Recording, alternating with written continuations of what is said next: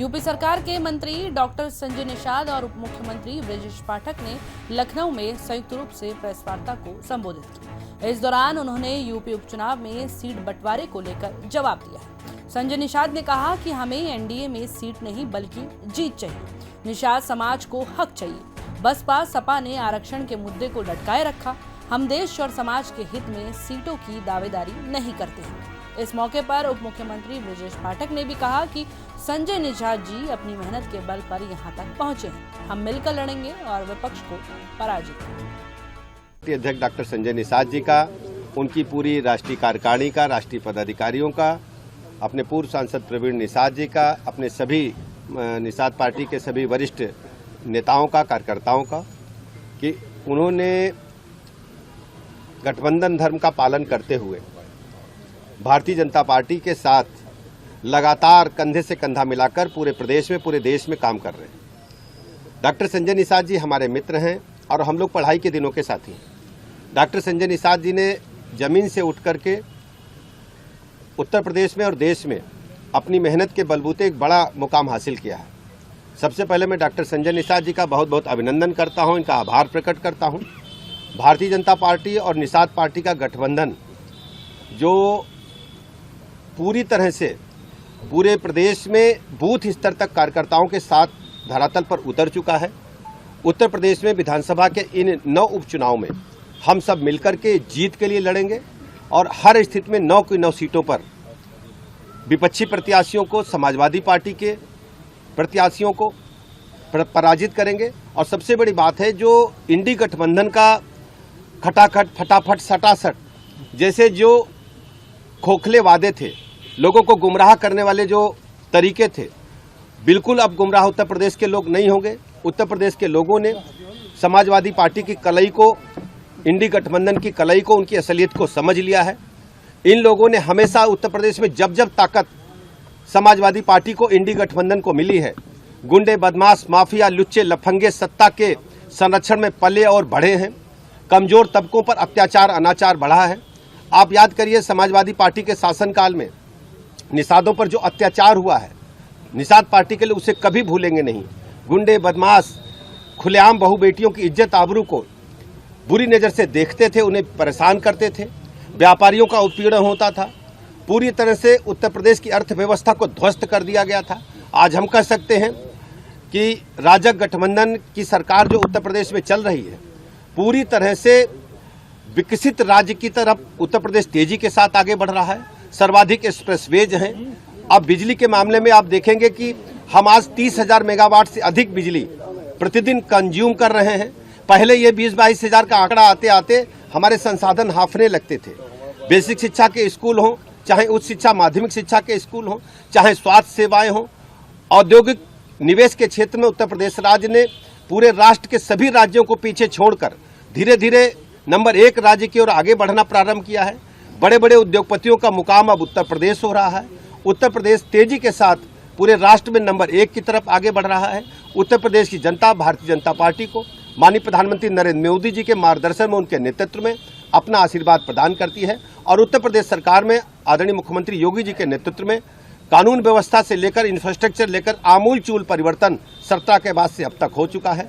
हम सब, चाहे हमारे निषाद पार्टी के राष्ट्रीय अध्यक्ष जी हों, हमारे सुभाषपा के राष्ट्रीय अध्यक्ष डॉक्टर ओम प्रकाश राजभर जी हों, और हमारे जो अपना दल के राष्ट्रीय अध्यक्ष आदरणीय अनुप्रिया पटेल जी हैं, हम सब अपने भारतीय जनता पार्टी के गठबंधन के साथ ही मिलजुल करके चुनाव लड़ेंगे।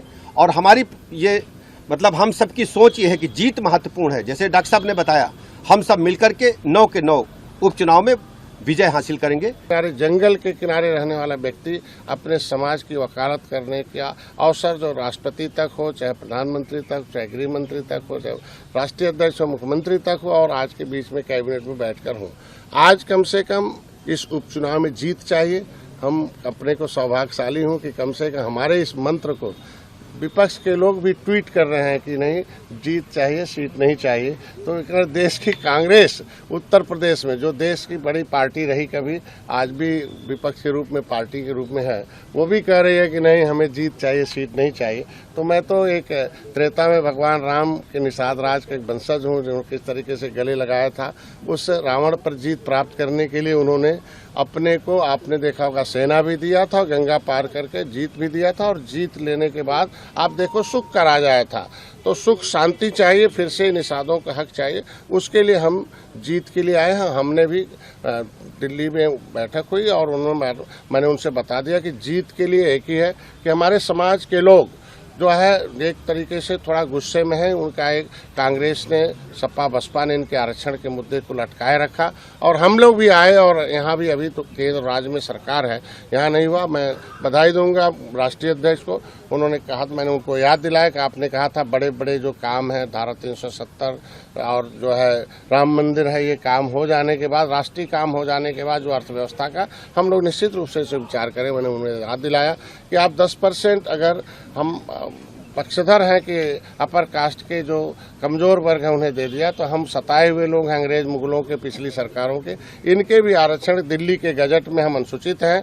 रामचरित्र निषाद को आपने ला के मछली शहर लड़ाया था, तो उत्तर प्रदेश के गजट में हमें ओबीसी में डालकर इन पिछली सरकारों ने हमारे साथ अन्याय किया है। हमारे लोग न्याय के लिए, हमारे माननीय योगी जी आवाज उठाते रहे, वो वीडियो चल रहे हैं, तमाम विपक्ष उसको ट्रोल कराता है कि हमको छोड़कर आप आरक्षण के लिए गए थे, तो क्या हुआ आरक्षण का। तो उस पर हमारे समाज के लोग पीडीए का हिस्सा बन जाते हैं थोड़ा बहुत कहीं, और इसकी वजह से आप देखो पिछली बार आंशिक सफलता मिल गई 2022 में। तो मैं इतना चाहूँगा कि आज के दिन में जो बातें हुई हैं कि हमारे इस आरक्षण के मुद्दे पर पहल होगा, बैठक होगी दीपावली बाद।